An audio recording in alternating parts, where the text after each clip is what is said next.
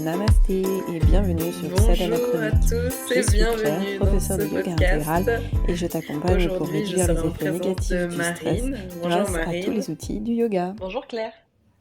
j'espère que tu vas bien.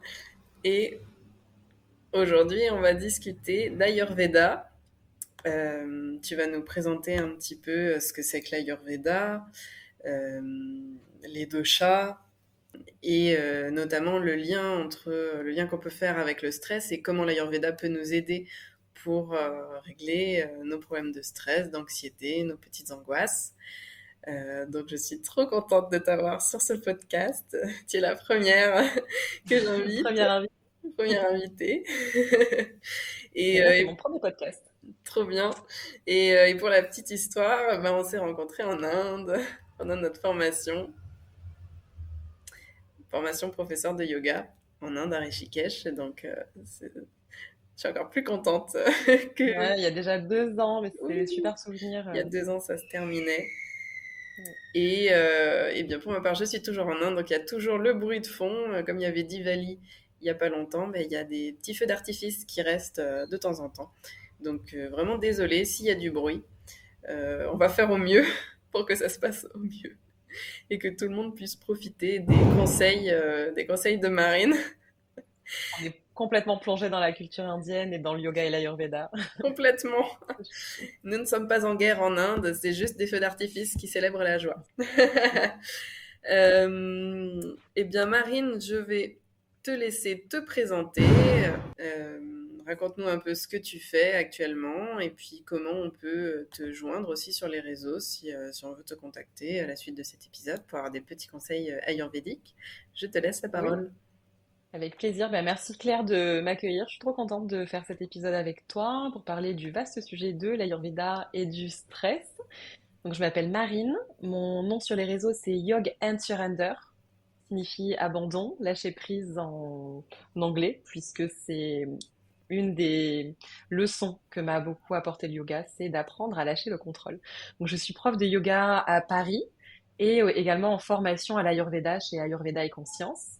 Ce qui fait qu'en plus de mon activité de professeur, je donne des massages ayurvédiques aux huiles chaudes, donc parfait en cette saison, et des accompagnements pour aider à connaître sa constitution de naissance ayurvédique et donner des conseils personnalisés qui mêlent à la fois le yoga et l'ayurveda.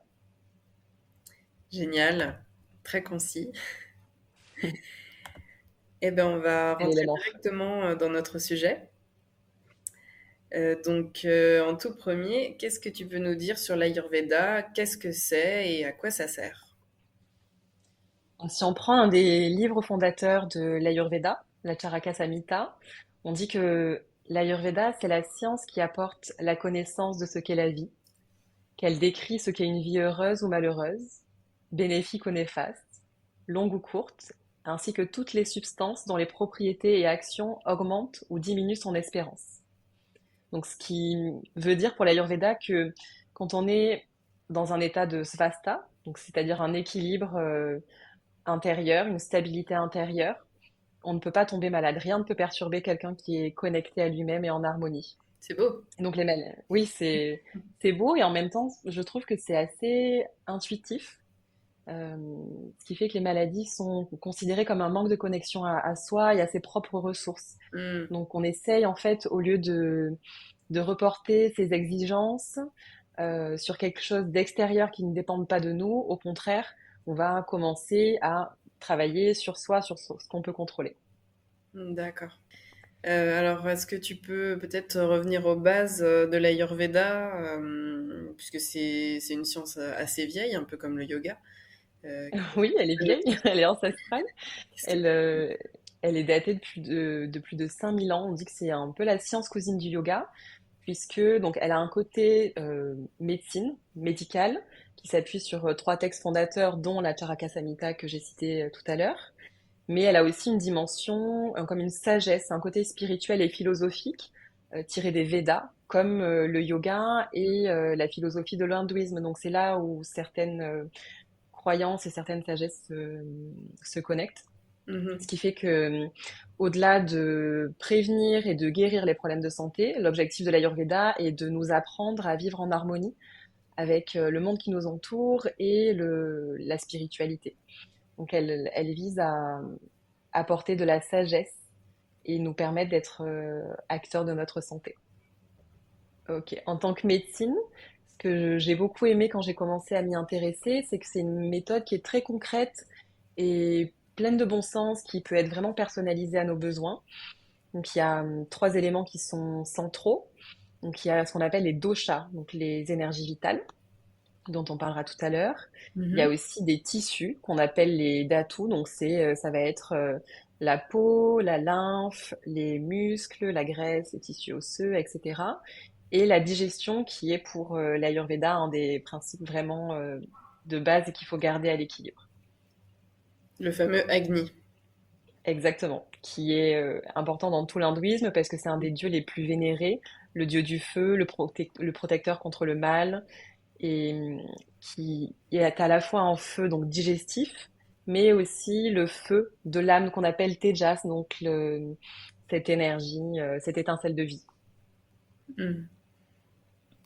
Oui, ça fait penser justement à Diwali en ce moment en Inde. Alors, ça vient de se terminer, c'est la fête des Lumières où on allume beaucoup de bougies et c'est le moment où la lumière a vaincu les ténèbres quand Rama, dans Ramayana, ramène Sita, sa femme, chez lui et qu'il a tué Mm. le démon. C'est ça, c'est toujours très poétique et très symbolique, symbole de lumière, de Tout à fait. protection. Mm. Et donc, tu as abordé les doshas. Alors, c'est quelque chose, on en entend beaucoup parler. Est-ce que tu peux développer ce sujet? Oui, donc si on prend le terme sanskrit, dosha, ça veut dire défaut. Euh, En fait, d'après l'Ayurveda, dans l'univers, on retrouve les cinq éléments qu'on appelle Pancha Mahabhutas. Donc Pancha, c'est cinq, Mahabhutas, c'est les grands éléments. On les retrouve dans l'univers, mais également à l'intérieur de notre corps humain, puisqu'on est considéré comme un microcosme, un petit univers. Et on a ces doshas qui regroupent des couples d'éléments. Donc on a par exemple Vata, qui est une combinaison d'air et d'éther, donc le vide, l'énergie. On a Pitta qui est dominé par le feu, avec également un petit peu d'eau, et Kapha qui est une combinaison de terre et d'eau. Donc c'est dans notre corps humain, c'est un petit peu plus subtil que dans la nature, mais par exemple, on peut vite voir leur effet. Par exemple, le feu, quand on digère, on parle voilà, de feu digestif, on peut sentir de la chaleur, on voit l'air dans les poumons, dans la circulation de l'air et de l'énergie vitale. On a aussi l'eau qui compose 70% de notre corps, l'énergie qui est représentée par l'éther et la terre qui nous permet d'avoir un corps dense, palpable, physique. Et en fonction de notre constitution de naissance, de la période de notre vie, si on est enfant, adulte ou âgé, en fonction de l'heure de la journée, des saisons et même des phases de la digestion, on va avoir certains doshas, donc certains éléments qui vont prédominer. D'accord, donc en fait, on n'a pas forcément les mêmes doshas au même moment de la vie, c'est ça? Ça peut évoluer. C'est ça. Mm. Par exemple, moi je suis à dominante Pitta, donc dominée par le feu. Et quand on est enfant, c'est le dosha Kapha qui va dominer, donc la terre et l'eau. À l'âge adulte, c'est Pitta. Et quand on passe la ménopause ou l'andropause, c'est Vata. Donc on va pas aborder un patient de la même façon selon l'âge de la vie. Par exemple, moi je suis déjà de naissance dominée par Pitta. Je suis en âge adulte, donc dominée par Pitta, ce qui fait qu'on a beaucoup d'éléments feu qu'on va essayer d'équilibrer. Alors que dans un âge à l'enfance ou quand je serai plus âgée après ma ménopause, j'aurai certainement moins de problèmes liés à Pitta puisqu'il y aura plus d'équilibre. Et pareil, l'été où c'est le feu, donc Pitta qui domine, je vais avoir besoin de m'équilibrer un petit peu plus que d'autres personnes qui vont être dominées par le dosha Kapha ou Vata. D'accord. Et comment tu sais quel dosha est dominant ou est déséquilibré chez une personne, par exemple? Il y a deux choses à prendre en compte. On a déjà une constitution de naissance, donc celle-là qui ne change pas, et qu'on détermine par un questionnaire donc, qui prend en compte à la fois les aspects physiques, psychologiques et physiologiques de la personne. Donc physiologique, ça va être la digestion, le sommeil, les peurs, les relations, etc. Et ensuite, on a ce qu'on appelle, donc ça c'est la prakriti, et on a la vikriti, qui est le déséquilibre ou la constitution actuelle. Par exemple, si je prends encore mon exemple, mon dosha dominant c'est Pitta, ça c'est ma constitution de naissance, mais j'ai souvent un déséquilibre en Vata, ce qui fait que quand on va regarder ce qui va être bon pour moi en termes d'hygiène de vie, d'alimentation, etc., il va falloir prendre en compte les deux pour ne pas aggraver ni Pitta ni Vata. D'accord. Ça semble assez compliqué. Non, pas tant. Enfin, si, c'est vrai que même si c'est une médecine pleine de bon sens, il y a vraiment beaucoup de choses à apprendre, mais ça fait partie du jeu. Et donc, qu'est-ce qui se passe quand il y a des déséquilibres entre les différents éléments? Oui, donc on a commencé à en discuter avec cette histoire de déséquilibre. Nos doshas peuvent être soit à l'équilibre, soit en excès, ce qui est souvent le cas, donc qu'on appelle prakopa, Hmm. soit insuffisant, kshaya, mais c'est plutôt rare. Et ça va se déséquilibrer à cause soit de notre alimentation, de notre hygiène de vie. On dit que les trois piliers de l'Ayurveda, enfin, trois piliers d'une bonne santé, c'est l'alimentation, le sommeil et le sport. Donc, si on a une utilisation inadaptée, excessive ou insuffisante d'un de ces trois piliers, on va venir créer des déséquilibres. Sachant qu'il y a un point important, c'est que Vata, donc l'élément air plus éther, implique le mouvement de Pitta et de Kapha. Donc, c'est vraiment le dosha à maintenir équilibré parce que sans lui, il n'y a aucune maladie qui peut se manifester. Voilà. Ceci étant dit, donc pour en ce qui concerne les déséquilibres, c'est comme si on avait un vase qui se remplit, on a un dosha qui va s'accumuler, justement parce qu'on ne va pas utiliser nos ressources de la bonne façon, sommeil, alimentation, sport. Puis quelque chose va venir le provoquer. Donc ça soit la saison, par exemple, moi en été, dominé par le feu, ou une routine inadaptée, ça va venir faire déborder le vase et amener les doshas à se propager dans les endroits faibles de l'organisme. Donc c'est aussi pour ça qu'on va avoir certains endroits dans le corps qui somatisent régulièrement. Donc à ce Hmm. stade-là, on n'a pas encore de maladie. Mais par contre, si ça continue, on peut commencer à avoir des pré-symptômes et puis des symptômes qui vont créer une maladie. Et ce qui est important de savoir, c'est qu'en médecine moderne, moderne, donc occidentale, allopathique, on prend en compte seulement les derniers stades, donc les pré-symptômes et la maladie, mais pas toutes les étapes d'avant qui sont prises en compte pour l'Ayurveda. Oui, c'est vrai qu'on a tendance à pas trop écouter ce que dit notre corps, alors que bah, c'est souvent un indicateur aussi de ce qui se passe plus profondément à l'intérieur. Oui, complètement, ce qui peut paraître anodin comme une migraine, enfin même si une migraine c'est déjà quelque chose, un mal de crâne ou de la fatigue, en Ayurveda c'est quelque chose qui est vraiment traité. Là où je trouve que quand on va voir un médecin généraliste, c'est pas forcément le cas, ou c'est pas considéré comme un déséquilibre auquel il va falloir apporter une réponse. Oui, ils ne traitent pas la chose de la même façon. Non. Il y a un lien entre la médecine ayurvédique et la médecine chinoise. Alors oui, je trouve qu'il y a pas mal de parallèles et ça, je m'en rends compte parce que je donne des cours de yin yoga, ce qui m'a fait m'intéresser à la médecine traditionnelle chinoise. Euh, Déjà, bon, en Asie, la Ayurveda est considérée comme la mère des médecines. Donc il y a vraiment pas mal de parallèles entre la médecine chinoise, qui est même plus récente que l'Ayurveda. Hmm. Dans les deux cas, l'équilibre du corps repose sur la circulation de l'énergie. Donc les Indiens appellent ça le prana, Mhm. tandis que les Chinois appellent ça le qi. Mhm. Et dans les deux cas, une mauvaise circulation de l'énergie va créer des blocages, donc soit dans ce qu'on appelle les méridiens pour les Chinois, soit les points marma, et ce qui peut provoquer divers symptômes à la fois physiques et émotionnels. Et également, ce qui est assez frappant, c'est que en médecine traditionnelle chinoise, c'est le cœur qui est la résidence de notre âme, le Shen, Shen. Et en Ayurveda, le cœur est considéré comme le lieu de création de prana vata, donc de notre énergie vitale, et du sous-dosha de vata, donc c'est le dosha dominé par l'air et l'éther, qui est vital puisqu'il nous permet de contrôler notre survie en fait, puisqu'il est à l'origine de la circulation des énergies du cerveau, des poumons et du cœur. Et enfin, dernier point commun que j'ai trouvé, après je suis pas une spécialiste de la médecine traditionnelle chinoise, mais en tout cas de ce que j'ai pu observer, c'est que les remèdes vont être assez similaires puisqu'on va utiliser des solutions énergétiques pour calmer le stress en médecine traditionnelle chinoise également, que ce soit par la pratique du Qigong ou du Tai Chi, avec une combinaison d'exercices de respiration, de la méditation, qu'on fait quand même beaucoup Mhm. en yoga, le Oui, pranayama, méditation.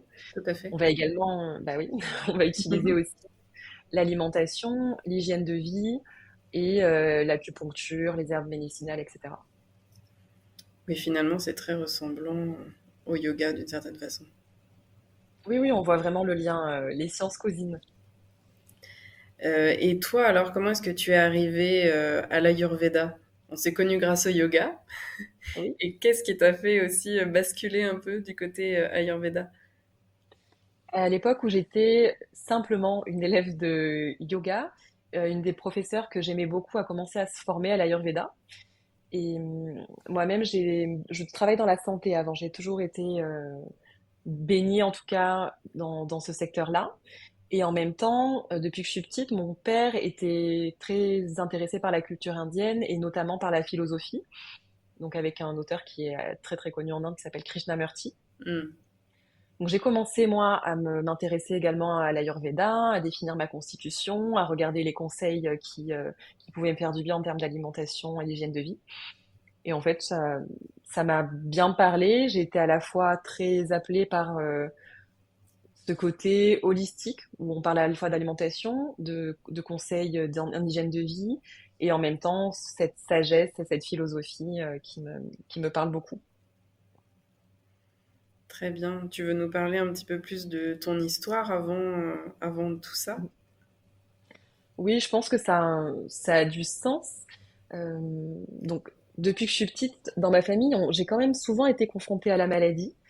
Et c'est ce qui a orienté ma carrière professionnelle, entre guillemets, puisque je me suis dit qu'on pouvait pas, ou en tout cas c'était très compliqué d'être heureux si on n'était pas en bonne santé, ce qui n'est pas sans rappeler le concept de svasta, d'équilibre intérieur. Hmm. Et c'est pour cette raison que j'ai voulu travailler dans la santé, puisque je voulais apporter ma pierre à l'édifice et aider les gens à être heureux à mon niveau en tout cas.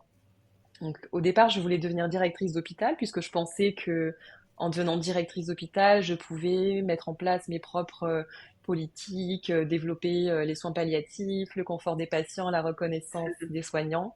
Et en fait, je me suis rendu compte que c'était un petit peu un rêve et que je n'aurais pas l'autonomie ou les financements nécessaires pour réussir à mettre en place tout ce que je voulais. Et donc, je suis plutôt passée par l'extérieur pour essayer de faire évoluer le système. J'ai travaillé dans une start-up pour la santé qui justement apportait du confort aux patients hospitalisés, à leurs proches et de la reconnaissance au personnel hospitalier. Oui, mais il y a un lien complètement au niveau santé, donc finalement tu dois t'y retrouver aujourd'hui avec ce que tu proposes, même si Oui, c'est pas la santé traditionnelle qu'on connaît en France. oui, je pense que je gravite autour et que c'est vraiment ce qui fait que c'est mon chemin de vie, c'est mon dharma. Je gravite autour de la santé, que ce soit en voulant diriger un hôpital ou en apportant des soins, donc soit par le yoga, soit par l'Ayurveda pour prendre soin des corps et de l'âme. Je, je suis en tout cas, je me sens à ma place. Super. Oui, c'est super important.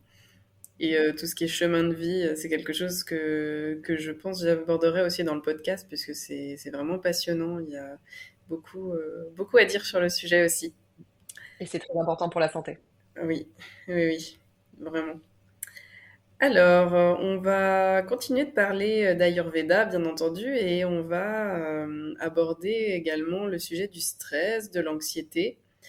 Donc, qu'est-ce que tu peux nous dire à ce sujet? Est-ce que l'Ayurveda est utile pour traiter le stress ou est-ce que, par exemple, on peut travailler nos doshas pour améliorer un peu nos crises d'angoisse ou voilà, qu'est-ce que tu peux nous dire sur ce sujet?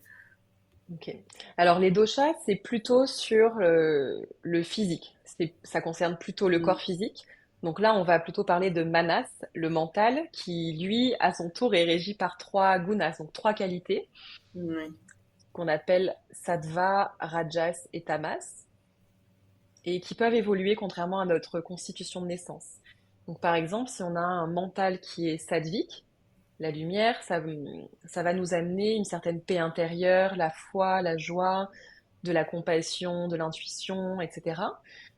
Tandis que Rajas, c'est l'action, la passion, et c'est le mode de fonctionnement de la société actuellement avec les médias, les réseaux sociaux, Mm. qui nous pousse souvent à l'action et qui est un peu bancal pour notre santé mentale, puisqu'il soutient, lui, l'augmentation de Pitta et donc de l'élément feu dans notre corps. Mhm. Et ensuite, en dernier, on a Tamas, l'ignorance ou l'obscurité, qui va soutenir les addictions, le souci, les peurs, les phobies, l'anxiété aussi, la dépression. Et une personne donc qui est tamasique, ça va être soit une personne qui est pas bien avec elle-même, soit une personne qui va, donc si elle ne s'inflige pas quelque chose à elle-même, elle va l'infliger à d'autres personnes. Oui, on connaît beaucoup de personnes comme ça. Ouais. Donc, les deux vont se relier, hein, le mental et le corps. Mhm. Donc on a parlé tout à l'heure de Pranavata, c'est lui qui va faire le lien entre le corps et l'esprit. Donc c'est vraiment important de garder ce sudosha à l'équilibre.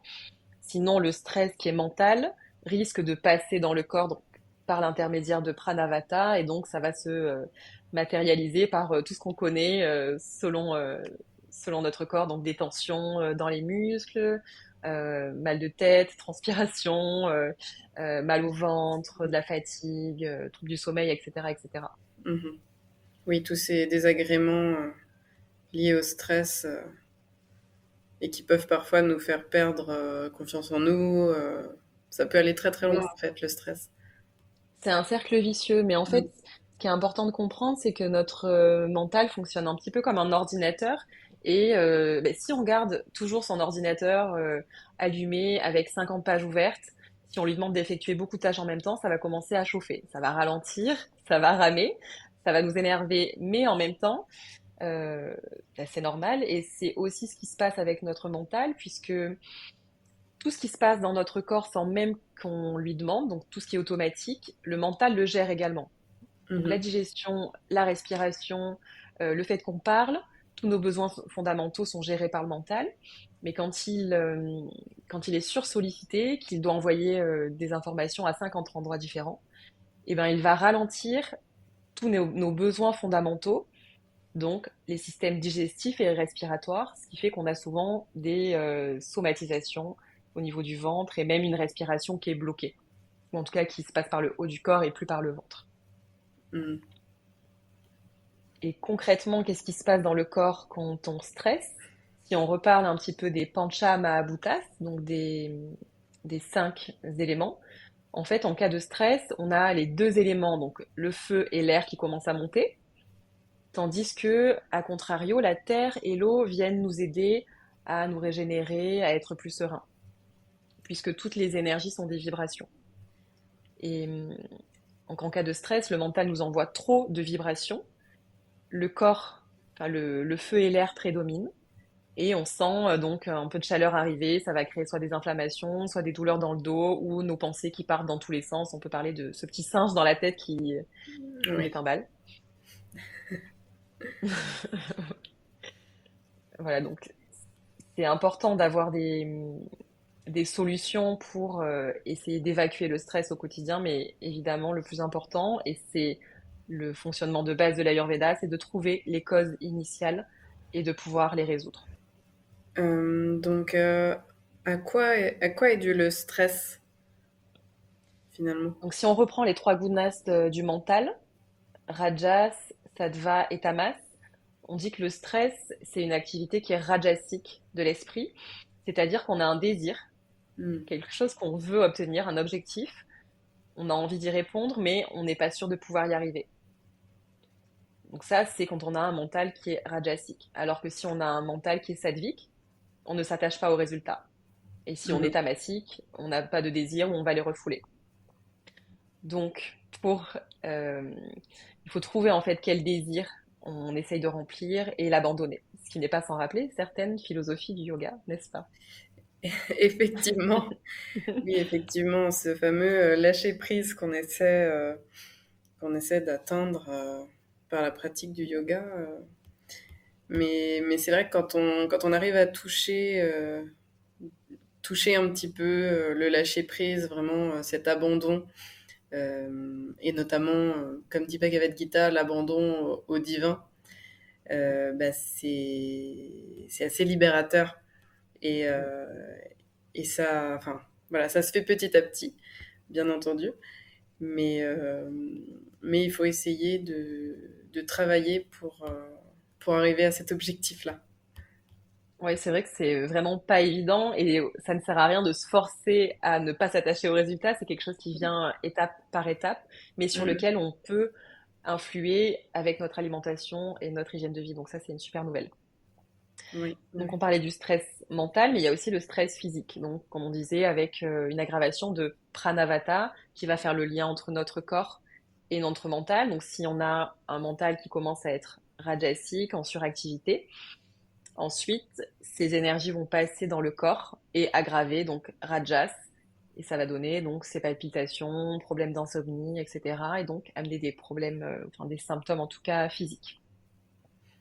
D'accord. Et ça, ce qui fait que comme c'est lié au dosha vata, les personnes qui ont une constitution de naissance ou un déséquilibre en vata vont avoir plus de risques, en tout cas, de voir ce pranavata entrer en excès, en prakopa. Mhm. Et ce qui est souvent le cas aujourd'hui, puisqu'on est dans une société qui favorise l'augmentation de vata, donc de l'élément air, puisque tous les éléments augmentent quand ils sont confrontés aux mêmes qualités. Donc tout ce qui est rapide pour l'air, il est rapide, léger, subtil. Donc tout ce qui est rapide, notre rythme de vie, tout ce qui est subtil, comme les écrans, le fait de veiller la nuit, d'avoir un rythme de vie irrégulier, de manquer de repos, d'avoir des soucis ou des toxines dues à une digestion qui n'est pas optimale. Oui, c'est marrant comment je me reconnais beaucoup là-dedans. Oui, mais beaucoup d'entre nous, je pense, même moi y compris. Et alors, est-ce qu'il y a un dosha qui est plus sujet à du stress et de l'anxiété alors tu parles, enfin, tu viens de parler de Vata. C'est c'est lui qu'il faut équilibrer en priorité. Oui, c'est toujours lui qu'il faut équilibrer en priorité, que ce soit pour des maladies même en général, puisque c'est à cause de lui que se somatise certains maux dans le corps, mais pareil pour le mental, c'est vraiment lui qu'il va falloir garder à l'équilibre dans son alimentation, dans son hygiène de vie, et c'est encore plus le cas, donc là on est en période automnale, automne-hiver, l'élément air augmente dans la nature, il augmente donc chez chacun d'entre nous, et c'est vraiment le moment de faire attention à le garder à l'équilibre.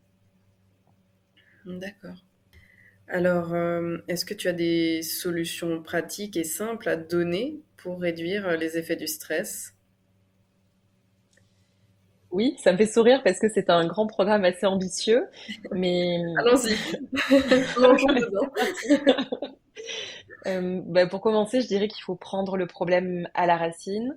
Donc ça rappelle la Bhagavad Gita, d'apprendre à se détacher du résultat. Et pour ça, je pense que d'étudier la philosophie du yoga peut vraiment aider à prendre du recul sur notre quotidien.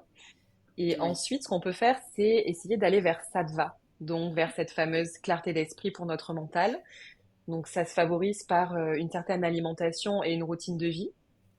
Mais pour ça, il faut vraiment y aller par étapes et d'abord identifier sa constitution mentale pour aller vers sattva en douceur. Parce que si on passe donc de tamas à sattva, qui sont vraiment les deux aux opposés, Mhm. ça risque de fragiliser notre mental. Donc si on est en tamas et qu'on doit passer vers sattva, il faut d'abord passer par rajas pour faire des petits sauts de puce et y aller Mhm. progressivement. Donc c'est important de connaître d'abord sa constitution mentale.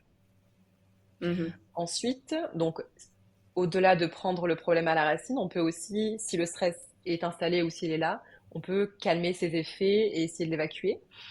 Donc pour ça, je pense que c'est important d'essayer de décomposer le problème, puisque sinon on va se trouver devant une montagne, enfin quelque chose qui est difficile à résoudre, un peu comme quand on a un énorme projet à mener, on ne sait pas par quel bout le prendre et que du coup on va procrastiner parce que on s'en fait toute une montagne. Donc ça va être de décomposer le problème à la racine.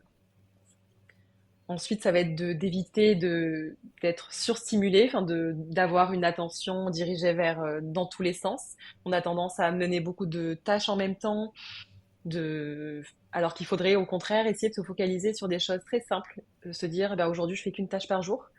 Et c'est en ayant moins de choses sur lesquelles se concentrer que notre santé mentale va aussi pouvoir s'équilibrer. Oui, et puis ça permet aussi de prendre du recul parfois, de, de mettre un peu de côté le problème, Mm, de faire autre chose et puis d'y revenir et puis finalement de voir d'un autre œil. mm. Oui, complètement. Et ensuite, il y a quelque chose qui est assez difficile à faire, mais c'est d'apprendre à se reposer. Mm. Ça paraît simple et je pense que tout le monde le sait, mais c'est important de se régénérer. En fait, le stress, donc c'est quand on vient activer quelque chose pendant un certain temps, que ce soit physique ou mental. En fait, on a systématiquement besoin de repos après une période dynamique. Ça Mhm. peut se faire avec le sommeil pour se reposer, mais je pense qu'il y a un outil qu'on sous-estime totalement, c'est la respiration, que, Complètement. Je qu'on suis peut utiliser entièrement à d'accord. chaque instant, plus que la nuit, quoi. Et voilà, ça nous permet d'avoir de l'énergie, de nous régénérer pour pouvoir être concentré sur l'instant présent et limiter les dégâts du stress. Oui, et puis concrètement sur le cerveau, ça vient activer le système parasympathique, donc le corps va libérer des hormones positives, on va dire, et vraiment le travail de la respiration, c'est fondamental en prévention et dans les moments de stress. Même si sur le moment, Exactement. c'est difficile, c'est vraiment, vraiment efficace. Et justement, tu parlais du système nerveux parasympathique. Quand celui-ci est activé, donc à l'inverse du système sympathique, le système parasympathique, quand il est activé, va nous permettre de digérer, que ce soit physiquement, les aliments ou les émotions. Ce qu'il ne peut pas faire quand il est dans un état de stress sursollicité. Tout est Et lié. donc là, tout est lié. Et la dernière option pour évacuer le stress, c'est toutes les pratiques énergétiques qui vont vraiment venir euh, équilibrer Pranavata, notre sous-dosha vraiment à garder sous contrôle. Donc les pratiques énergétiques telles que le yoga, la méditation et les pranayamas qui nous aident à la fois à renforcer notre mental, donc qui soit moins dérangé par tous les stimuli du stress et qui nous aident donc à faire face à toutes les situations qui peuvent nous stresser. Est-ce que tu veux préciser des exercices, des pratiques, par exemple, pour réduire un petit peu le stress? Oui, ben, par exemple, bon, pour les pranayama, les exercices de respiration, tout simplement une respiration qu'on appelle complète va déjà aider en fait à évacuer les tensions, le stress. Donc ça va être d'inspirer et de laisser le ventre se gonfler comme un ballon au maximum, puis ensuite de laisser l'air monter, la cage thoracique s'ouvre et de laisser donc l'air circuler jusqu'au sommet du crâne et à l'expiration, l'air redescend. Donc c'est tout simple, ça, on n'a pas besoin de faire des pranayama très complexes, même si on n'a pas de pratique on peut commencer par cette respiration complète. Ensuite, si on s'attache plutôt aux postures, le stress a tendance à s'accumuler dans les zones du bassin, des hanches et du système digestif, et également des articulations. Peut-être que vous avez des articulations qui craquent. Ça, c'est aussi un signe de stress.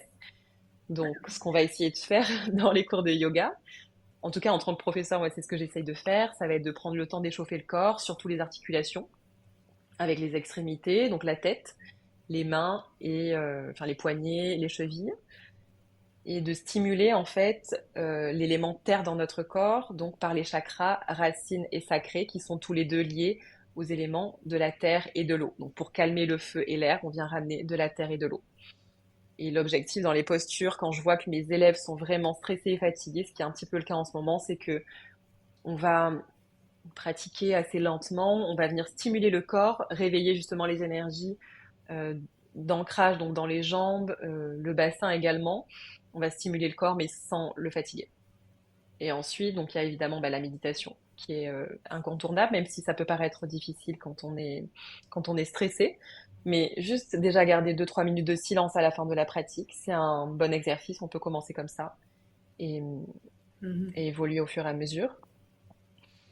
Également, un autre outil qu'on n'utilise pas forcément en cours, c'est les mantras. le chant de mantra qui est Oui, parfait tout à pour fait. calmer le mental. Tout à fait, les mantras et les vibrations que ça procure, comme la musique finalement, bah, ça vient vraiment apaiser quelque chose dans le mental. C'est incroyablement puissant. Complètement. Et c'est d'ailleurs un des outils préférés de l'Ayurveda de façon traditionnelle, l'utilisation de mantras pour apporter de la guérison au corps comme à l'esprit, puisqu'on dit que les pensées, comme les actions et les vibrations, en fait, ont un impact, créent quelque chose dans le monde. Donc on va chanter plutôt des mantras pour l'ancrage, donc celui à Ganesh, Om Gan Ganapatahe Namaha, ou des bija mantras, donc des mantras très courts qui correspondent à une seule syllabe, comme Lam, Ram, Shrim, Rim. Et ce, à voix basse et calme, parce que selon les doshas qu'on va venir stimuler, on peut le dire de façon plus ou moins forte, ici plutôt à voix basse et de Hmm, façon calme. d'accord. En ce qui me concerne, j'ai une routine yoga donc qui est assez complète, mais bah, je suis toujours un peu stressée. Forcément, c'est quelque chose qui s'en va pas comme ça de façon magique. Qu'est-ce que je peux rajouter en complément avec l'Ayurveda pour, euh, pour aller plus loin en fait? Ce qui est vraiment intéressant avec l'Ayurveda, c'est la routine matinale qu'on appelle Dinacharya. Il y a donc beaucoup d'étapes. Si on la fait de façon complète, avec du coup une pratique de yoga, ça peut durer jusqu'à 1 heure et demie. Mais ce qui est vraiment chouette pour calmer Vata et qui est très agréable aussi, c'est ce qu'on appelle le massage Abhyanga. Donc qu'on peut se faire dans un institut par quelqu'un ou qu'on peut se faire soi-même. Donc traditionnellement, c'est avant la douche. On s'applique de l'huile chaude sur le corps, donc pas besoin de technique particulière, mais le plus important, c'est de s'appliquer de l'huile, surtout de sésame en cette saison, de laisser pendant 30 minutes et ensuite d'aller prendre la douche. En fait, comme l'air est froid et léger, le fait de masser avec de l'huile et de l'huile chaude, donc c'est de la chaleur plus quelque chose de lourd, ça va venir calmer Vata. Ensuite, il y a bon, toutes les postures, donc toi, effectivement, tu les as déjà intégrées, mais donc l'idée, c'est de venir stimuler le corps sans le fatiguer. C'est, le yoga, donc, va t'aider à dissoudre les processus du champ du mental.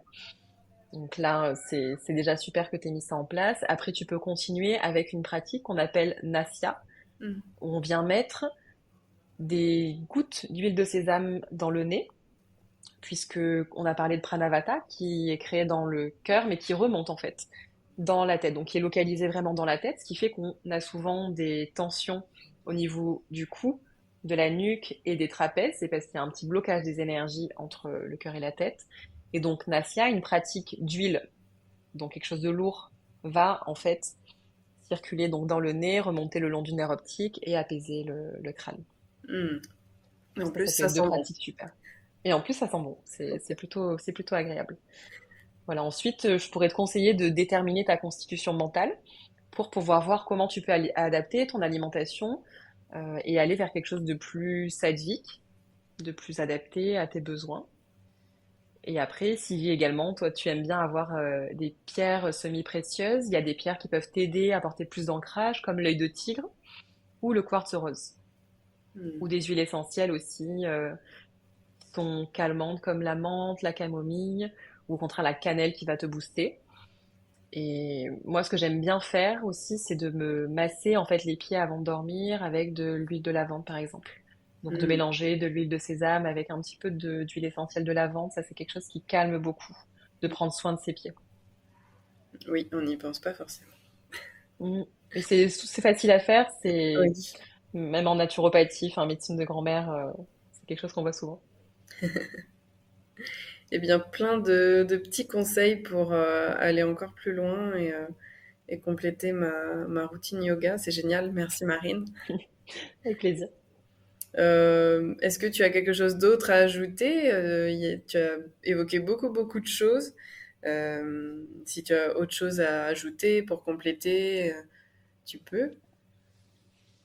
Non, bah, je pense qu'il y a déjà beaucoup de notions qui ont été abordées, donc j'ai essayé de les vulgariser au maximum, mais c'est vrai que c'est pas toujours évident, donc bon, je vais pas vous noyer sous d'autres informations. Si jamais vous avez besoin de plus d'éléments, n'hésitez pas à nous faire signe là-dessus. Euh, Tu peux nous résumer un petit peu tout ce que tu as évoqué, si c'est possible? Ok, on va essayer. Donc pour commencer, on a présenté l'Ayurveda, parce que c'est pas forcément connu de tout le monde. Donc c'est une science qui a plus de 5000 ans et qui vise à la fois à décrire ce qu'est une vie heureuse, bénéfique. Donc il y a un côté médical, donc avec des herbes, l'alimentation, etc. Mais aussi un côté sagesse philosophique qui nous permet de vivre une vie heureuse. Et elle est basée sur l'équilibre des 5 éléments, donc par les doshas, pour ensuite avoir une bonne construction de tous les tissus de notre corps et avoir une digestion optimale. Donc ces éléments, les doshas, on les retrouve dans l'univers mais également dans notre corps, les terres, l'air, le feu, l'eau et la terre. Et les doshas, vata, pitta, kapha, sont des combinaisons de ces éléments et vont influencer plutôt notre santé physique. Ensuite, on a la même chose au niveau mental, donc les gunas, sattva, rajas et tamas, qui vont influencer notre mental et qui, lui, peut évoluer en fonction de notre alimentation, de notre façon de vivre. Le stress, lui, est vraiment dû à l'augmentation de l'élément feu et air, qui vont prédominer dans le mental et dans le corps et qui vont amener quelques déséquilibres, notamment donc tout ce qui se traduit dans le corps quand on est stressé, qu'on a vu tout à l'heure. Et on peut dire que si on a beaucoup d'éléments air déjà de nature, ou un déséquilibre qui est arrivé à cause d'expériences de vie, par exemple, les personnes qui sont dominées par l'élément Vata sont plus susceptibles d'être, en tout cas, plus sujettes au stress, puisque Pranavata peut s'aggraver plus facilement, l'air étant déjà prédominant dans le corps et le mental. En tout cas, ce que préconise l'Ayurveda pour le stress, ça va être déjà de trouver la cause. Mm. C'est vraiment la façon de traiter de l'Ayurveda. Ça ne va pas être de traiter juste les symptômes, c'est de vraiment trouver la cause. Et ensuite, on peut quand même évacuer les effets du stress, notamment grâce à des pratiques énergétiques comme le yoga, la méditation, les pranayamas, et en intégrant une routine matinale, de la régularité avec le massage abhyanga, aux huiles chaudes, des huiles essentielles, etc. Super. Et alors, toi-même, tu es un petit peu stressée, il me semble. Ça balance. Est-ce que j'imagine que tu as mis en place beaucoup de choses ayurvédiques, notamment parce que tu étudies également. Et qu'est-ce que ça t'a apporté est-ce que tu as pu voir une amélioration de ton stress, d'angoisse grâce à l'Ayurveda? Complètement. En fait, je suis un peu mon propre cobaye. Je suis de nature effectivement assez anxieuse puisque je suis très exigeante avec moi-même. Bon, comme beaucoup de personnes certainement, mais en tout cas, je suis très exigeante et j'ai tendance à ne pas me reposer parce que j'ai des tout doigts rallonge, que je suis perfectionniste, etc. Donc vraiment, merci le yoga. Et l'Ayurveda aussi, puisque tout ce que j'apprends, je vais l'essayer pour pouvoir le conseiller après à d'autres personnes, pour voir ce qui a été difficile à mettre en place, au contraire très facile, et voilà, pour être vraiment honnête, pour avoir cette honnêteté intellectuelle. Et moi, ce qui m'aide beaucoup dans mon quotidien, c'est la routine matinale, l'Ayurveda, enfin la Dinacharya, pardon, avec le massage Abhyanga, que je me fais pratiquement tous les matins Hmm. donc, qui est préconisé plutôt de le faire avant la douche, mais personnellement, moi, je le fais après, puisque j'ai déjà du coup les pores de la peau qui sont ouverts après la douche chaude. Et comme ça, je reste quand même quelques minutes avec mon huile sur la peau. Je trouve ça très agréable. Après, évidemment, il y a la pratique de yoga, de pranayama, mais très simple, même si on n'a pas le temps, juste en 20, 25, 30 minutes, ça peut être efficace, mais en tout cas, le tout, ça va être d'amener de la régularité. Et surtout, ce qui m'a aidé, c'est de limiter les écrans. Par exemple, le soir, on a vite l'habitude de regarder un film et de se coucher un peu tard. Et là, en fait, grâce à l'Ayurveda, j'essaye de changer mes habitudes au quotidien, d'amener plus de lecture, de temps pour moi et d'intégrer le repos comme faisant partie intégrante de ma routine. Et de ne pas attendre d'être complètement vidée, épuisée avant de me reposer. Hmm. Et au niveau de l'alimentation, tu as testé un petit peu des recommandations ayurvédiques? Oui, mais ça, vraiment, c'est un gros pilier, l'alimentation, que je suis en train d'apprendre en ce moment d'ailleurs. Les principes de base pour avoir une alimentation stadvique. Donc, ça va être déjà de manger frais, de cuisiner, donc d'éviter tout ce qui va être produit surgelé, bon, junk food évidemment, et parce que ce sont être des produits qui vont amener du tamas dans le corps, donc le côté tamasique qu'on veut éviter. Donc, cuisiner frais le plus possible, d'éviter certaines combinaisons d'ingrédients qu'on mange beaucoup en France, comme le fromage, le pain, etc. Oh là là, Donc, il faut pas être français. c'est vrai que c'est pas évident. Après, même on est habitué quand même depuis qu'on est petit, donc j'imagine que ça a moins d'effets négatifs, nocifs que pour d'autres populations. Oui, c'est Mais en tout cas, endogène. ça crée des, voilà. Mais non, mais on va pas trouver des excuses non plus. C'est, ça crée des réactions chimiques qui sont pas favorables à une bonne digestion. Donc ça, c'est autre chose que je surveille beaucoup au quotidien, c'est ma digestion et en fonction, je vais adapter, boire des tisanes, de l'eau chaude pour aider ma digestion, boire un verre d'eau le matin. Enfin, vraiment, je suis encore plus à l'écoute que quand je m'intéressais seulement au yoga, entre guillemets.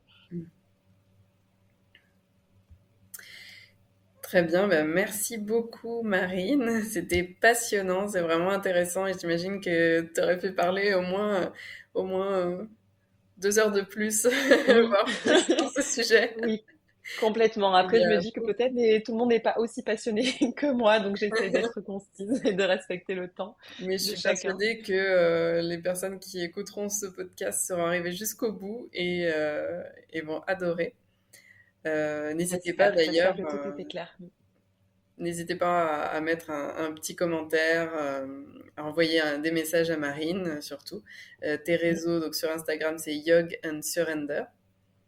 Oui, Euh, Marine, donc vous pouvez la retrouver sur les réseaux, la retrouver sur Paris pour les cours de yoga. oui. Et, euh, et merci à nouveau, ça m'a fait trop trop plaisir de t'accueillir. Ouais, merci beaucoup pour cette invitation, pour ta confiance et pour ton super travail authentique et que j'aime beaucoup. Je t'aime beaucoup en tant que personne et tu es une prof géniale. C'est gentil, merci. Ça va droit au cœur. Et ben, n'hésitez pas à nous faire un retour sur l'épisode, à envoyer des messages à Marine, surtout si vous êtes sur Paris, profitez-en. Pour les petits massages aussi, hein, cours de yoga, massage, etc. Elle adore faire ça et vous allez adorer recevoir ces soins de sa part, c'est certain. Et on a hâte de savoir ce que vous avez pensé de l'épisode. Et si vous voulez d'autres épisodes sur ce sujet, l'Ayurveda, pourquoi pas, si, si Marine a du temps à consacrer. Oui, il y en a plein à aborder, hein, notamment sur la fatigue. Ouais, ouais, on peut aller Ça peut faire une bien bonne idée de plus sujet. loin sur ce sujet. Donc avec plaisir, hein, si tu veux revenir. Et, et bien, pour ma part, je vous dis à bientôt sur le podcast, peut-être avec d'autres invités ou sur d'autres sujets liés au yoga, au stress, à l'hindouisme, à l'Inde, tous ces beaux sujets. À bientôt tout le monde. Au revoir Marine, merci. À bientôt, bonne soirée, bonne Au journée. revoir. Namasté.